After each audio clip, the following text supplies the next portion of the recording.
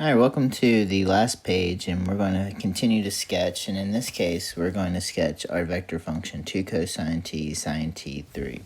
So again, first thing we want to do is identify our x, y, and z. So x is 2 cosine t, y is sine t, and z is equal to 3.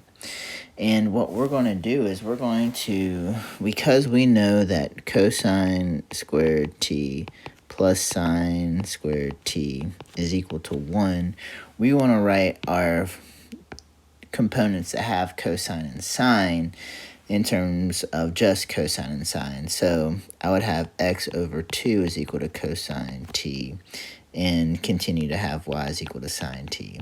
And I'm going to plug those in to my formula because I know that, cosine squared t plus sine squared t equals 1 is a Pythagorean identity. But when I plug in, I'm going to get x squared over 4 plus y squared is equal to 1. And knowing, everyone has taken math analysis and knowing that this is going to be the equation of an ellipse, where on the x, from the origin, you're going to go a distance of 2, and on the y, you're going to go a distance of 1. So what I'm going to do is I'm going to go ahead and draw that part first. And so now I'm just going to draw the ellipse of x squared over 4 plus y squared equals 1. And so that means that on the y, so there's x, there's y, there's z, it's only a distance of 1. But for the x, that's a distance of 2. And again, your picture is not going to be perfect, and this picture is not going to be perfect. But, I'm kind of making sure that you see how, this is going to be an ellipse. And when I go ahead and connect my values and I draw this ellipse, all right, that is what we're getting. All right, now, because this is in 3 dimensions, this is going to be a cylinder as well. So it's an ellipse that's also creating a cylinder. So now I'm going to go ahead and highlight my cylinder. And so our cylinder,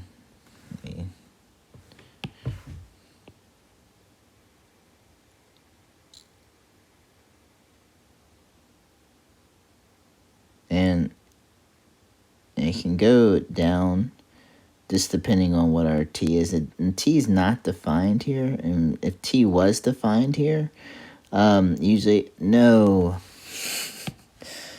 I hate when it does that. I'm just going to go ahead and draw it this way. And then it would probably say t is greater than or equal to 0. All right, and so then we have our, ellipse above, kind of matching it just to show, okay, it's still going. I'm just showing you how that's going to be an ellipse. Now, here we have z is equal to 3. And because z is equal to 3, that means that pretty much my ellipse, my curve is only going to be at 3 on the z-axis. And so basically my answer is just the ellipse that's in red. All right. And again, you did not have to draw the cylinder. I'm just showing you that, typically we put it in 2 components to create a surface. And then on that surface, our third component is going to draw a curve around or on the surface, whatever we're dealing with. All right. And again, we can add in our arrow as well. So as t increases, it's going counterclockwise by plugging in values for t. All right. I'll show you, you did not have to draw it this way. You could have just went ahead and drawn it this way and would have been fine. Again, I was just showing you how we do it on a surface.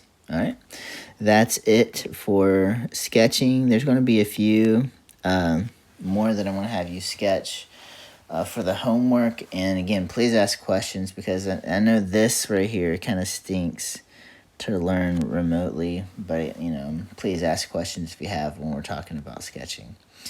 All right. The last part is we're going to find a line segment. So if we want to find a line segment that's on our curve, and we have we're given a curve in the three-dimensional space, we can use a vector equation to find an actual line segment between 2 points, and that's given by r of t is equal to 1 minus t r sub 0 plus, or our initial first point plus t times our initial second point. And so let's go ahead and just substitute in for all of our values. And so the first part is we're just going to put everything into r of t. And so I'll denote that, okay, this will be r of 0, -1, 2, -2, and this will be r sub 1, which is -3, 5, 1. And so substituting in for our vector equation, which is going to be 1 minus t times our vector -1 to -2 plus t times our vector -3, 5, and 1. And there's the vector equation. All right, you can leave it as that, but we want to also write this in terms of parametric equations. And so in order to do that, we're going to solve our vector equation. And so we're going to get r of t, and not solve, but simplify. And so we're going to multiply the first. So our first, when we do the multiplication, is going to be -1 plus t, 2 minus t, and -2 plus 2t. And then we multiply the second vector by t, we get -3t, 5t, and just t. Let's add our vectors together now. So -1 plus t is going to be -1 minus 2t when adding it to -3t. So adding just the components together, 2 minus t, that should be 2 minus 2t. And so I get 2 plus 3t. And then -2 plus 2t plus c is -2 plus 3t. All right, and so just checking my work, make sure everything is good. Everything is, and so now I can write this in terms of the parametric equations. X is equal to -1 minus 2t. Y is equal to 2 plus 3t. And z is equal to -2 plus 3t.